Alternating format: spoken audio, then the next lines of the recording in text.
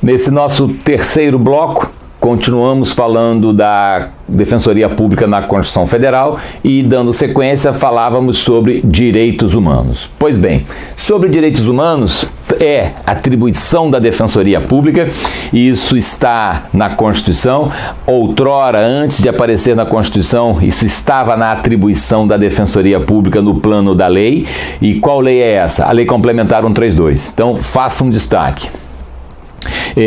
Essas funções da Defensoria sobre atuar nos direitos humanos, na defesa dos direitos humanos, tutela coletiva e na busca da solução extrajudicial, esses três assuntos, esses três temas, eles sempre estiveram, a longa data, estavam no rol das atribuições da Defensoria Pública, porque a Lei Orgânica Nacional, Lei Complementar 80 de 94, alterada pela Lei Complementar 132 de 2009. Destaca aí, a Lei Complementar 132 de 2009. Esta Lei Complementar 132 de 2009 foi neste momento em que veio para as funções da Defensoria Pública essas três clássicas funções. A Defensoria sempre teve aí as suas funções desenhadas na Lei Orgânica Nacional. A Lei Orgânica Nacional é a Lei Complementar 80 de 94. Só que essa Lei Complementar 80 de 94 sofreu uma mudança. Qual foi a mudança? Pela 132. E o que a 132 fez? Inseriu no rol das funções da Defensoria Pública atuar na promoção dos direitos humanos, na tutela coletiva, notadamente na ação civil pública, e na busca da solução extrajudicial. Essas três funções vieram pela Lei Complementar 132. E qual foi a novidade? Essas funções que estavam no plano legal, elas foram constitucionalizadas, ok? Essas atribuições estão no rol da Constituição agora, e estamos falando de direito e garantia. Ora, esta emenda que inseriu essas alterações poderia ser suprimida? O entendimento é no sentido negativo. Não poderia uma emenda suprimir esta conquista, pois estaríamos violando aí o que? Um avanço conquistado. A premissa que se tem é que as garantias que trazem conquistas aos cidadãos não poderia uma emenda suprimir. Então, quero destacar para vocês que essas alterações que foram por texto constitucional, essas regras legais que foram constitucionalizadas, não poderia aí uma emenda constitucional vir a tentar suprimir. Por quê? Por força do artigo 60, parágrafo 4º, inciso 4º.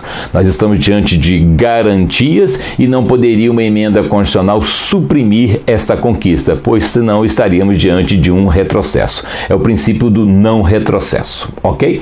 Nesse contexto, sobre direitos humanos, para fechar aí esse enfoque, queria apenas fazer um destaque ainda do texto constitucional, que é o chamado incidente de deslocamento de competência.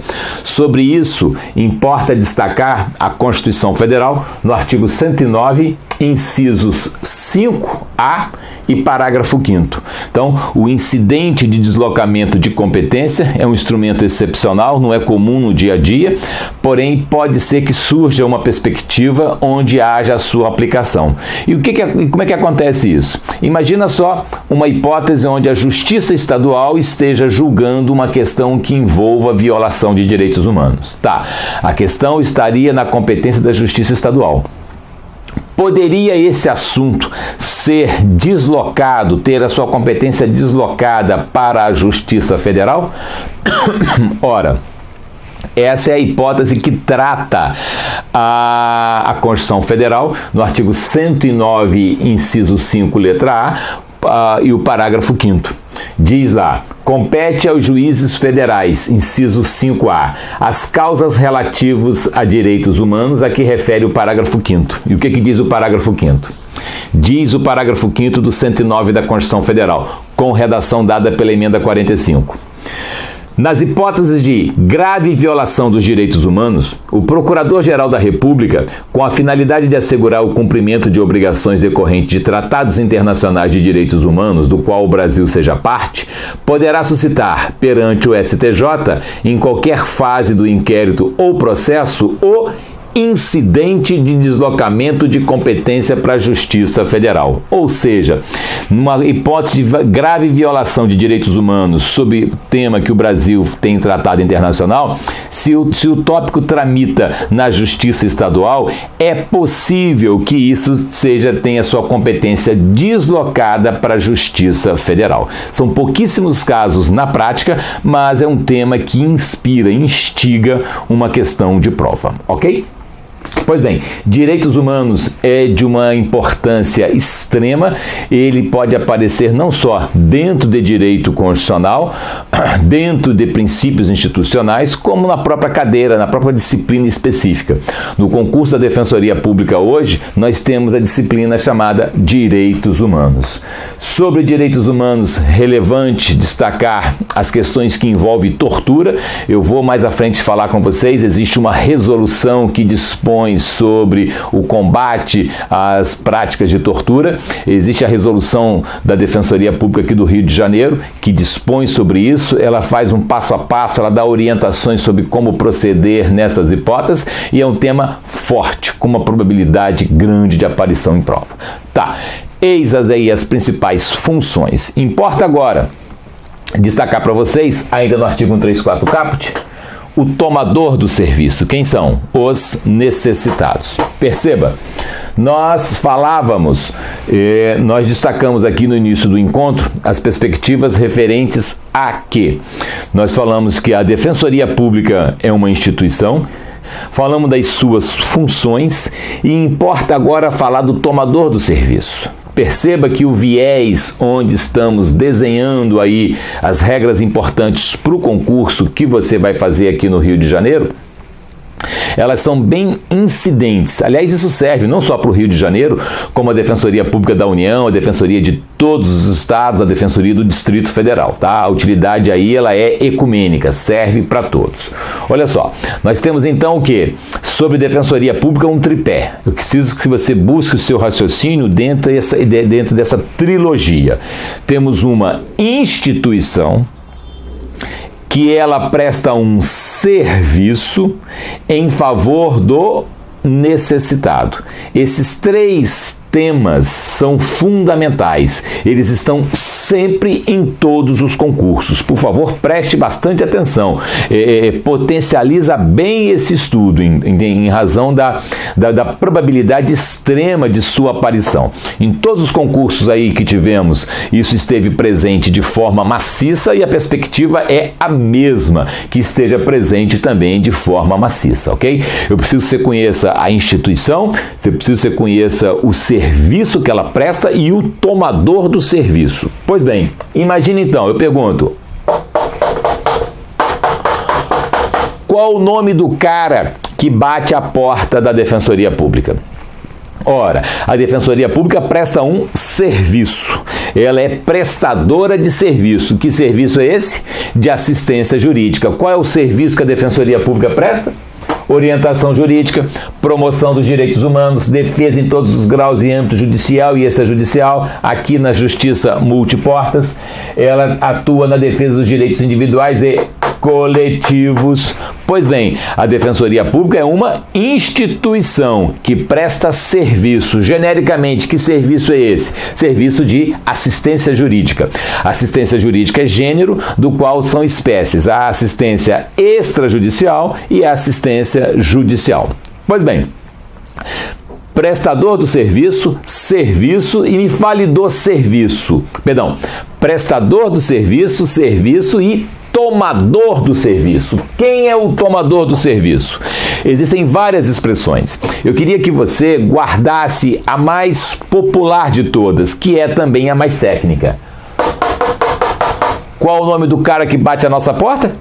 O nome do cara que bate a nossa porta chama-se necessitado. Ele está lá no caput do artigo 134 da Constituição Federal, parte final. A Defensoria Pública vai prestar um serviço de assistência jurídica integral e gratuita aos necessitados. Aos necessitados. E aí é fundamental agora você guardar uma ideia. Tá, quem é necessitado?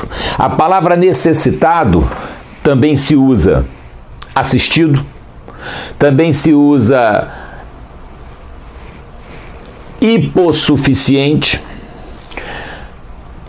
Essas expressões são frequentes no dia a dia. Prefira aquelas oficiais. A palavra necessitado é uma palavra clássica. Ela é usada no texto constitucional. Dê preferência a ela. Só que existe uma outra também que você pode utilizar. É uma expressão oficial.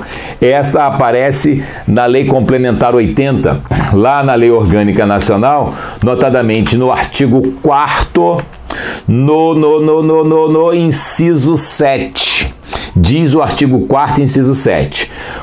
São funções da Defensoria Pública promover a ação civil pública, quando o resultado da demanda puder beneficiar grupo de pessoas hipossuficientes.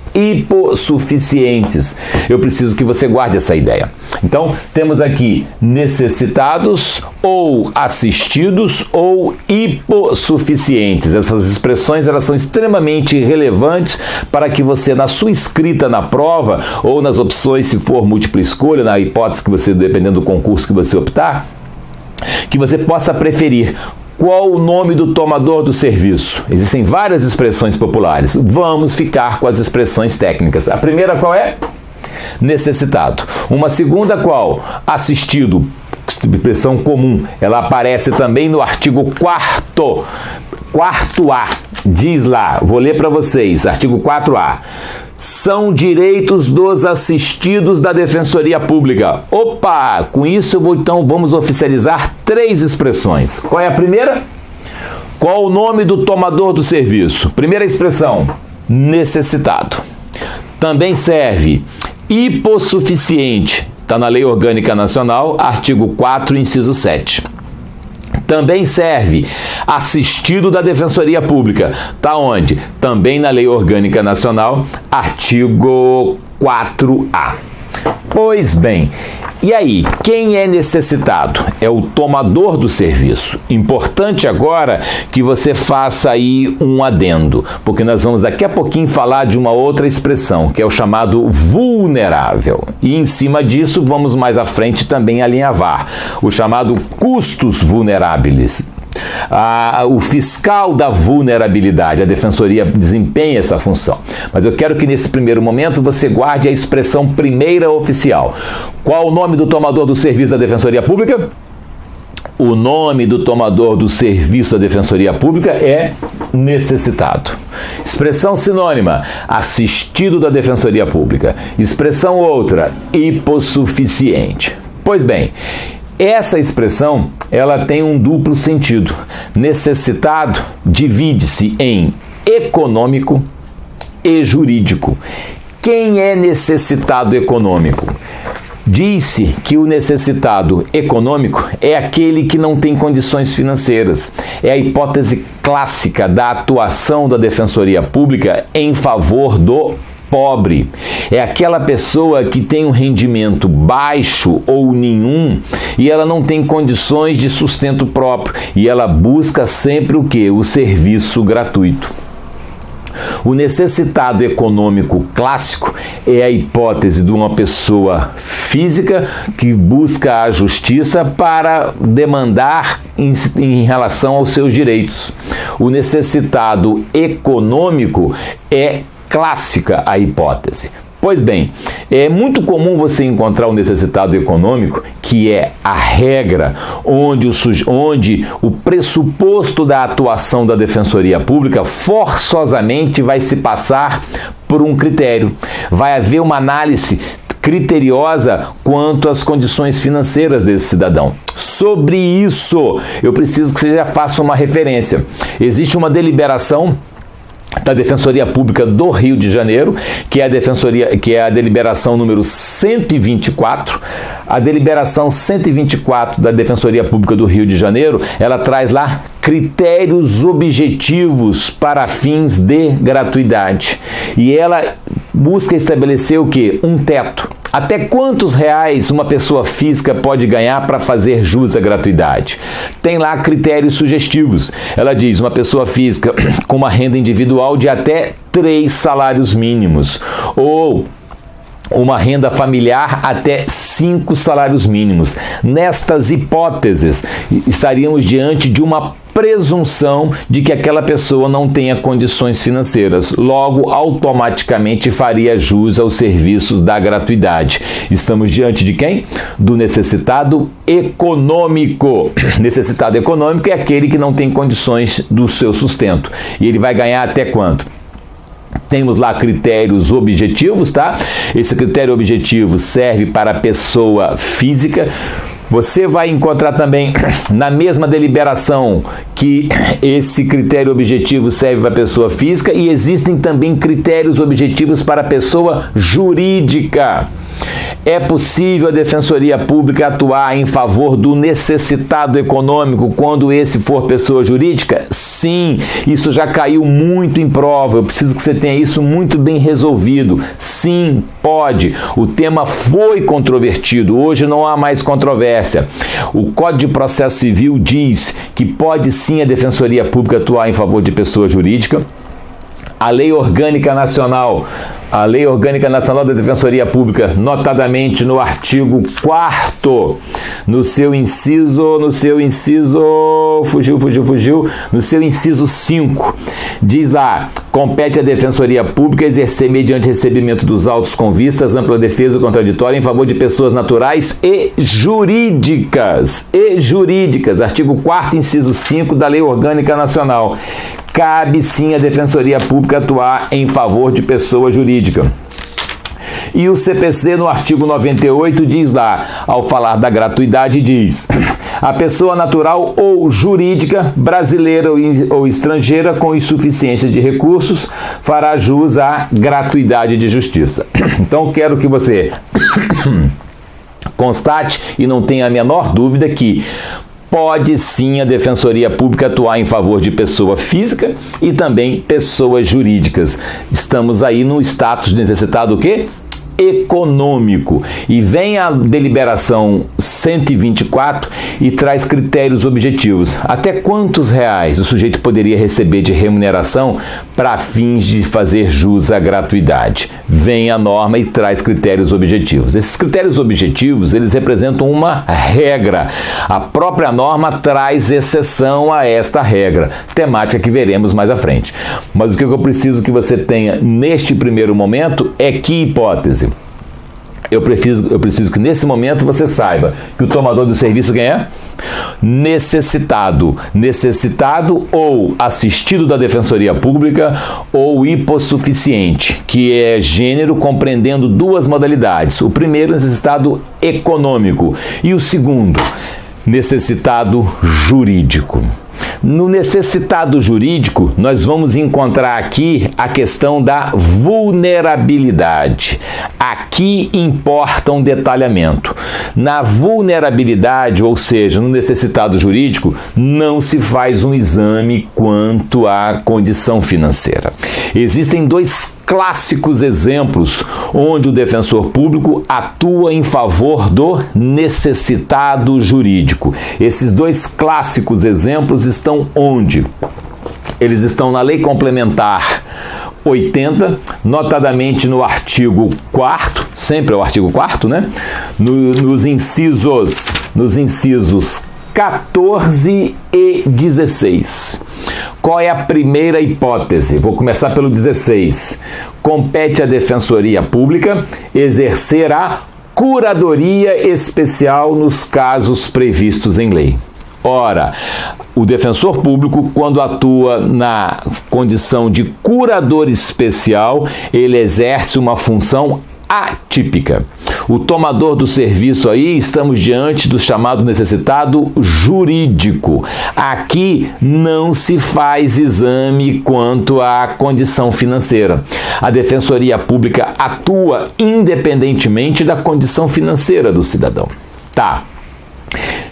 exercer a curadoria especial nos casos previstos em lei. Que lei é essa? Esta lei é o Código de Processo Civil, notadamente hoje previsto no artigo 72.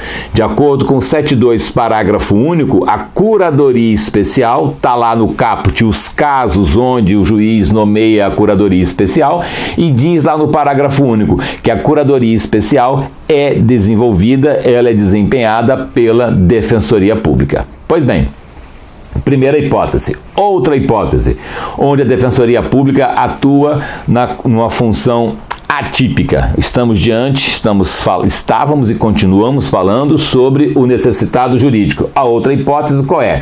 Acompanhar inquérito policial, inclusive com a comunicação imediata da prisão em flagrante pela autoridade policial, quando o preso não constituir advogado.